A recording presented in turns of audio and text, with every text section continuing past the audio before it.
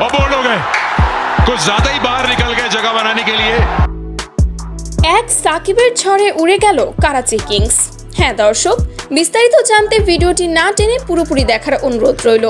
PSL এর প্রথম ম্যাচে পেশোয়ার জালমির বিপক্ষে ব্যাট ও বল হাতে একেবারেই ব্যর্থ ছিলেন সাকিব আল হাসান। সমর্থকদের হতাশা ছিল চোখে পড়ার মতো। অনেকেই তো ভেবেই নিয়েছিল সাকিব বুঝি ফুরিয়ে গেছে। এক সাকিব ফোরাবার নয়, পরের ম্যাচেই তিনি যেন রূপ নিলেন এক ভয়ঙ্কর রূপে।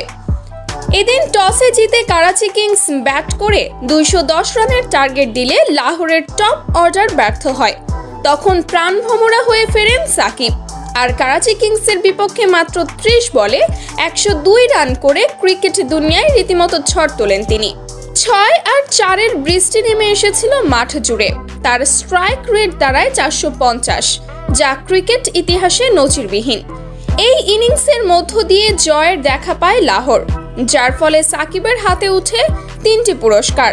ক্রিকেট বিশ্ব আবারও প্রমাণ পেল, সাকিব যখন ফর্মে থাকেন তখন তিনি একজন নয়, পুরো একাই একটি দল। তো দর্শক, সাকিবের এমন অগ্নিঝরা পারফরমেন্স আপনাদের কাছে কেমন লাগলো তা অবশ্যই জানাবেন আমাদের কমেন্ট বক্সে।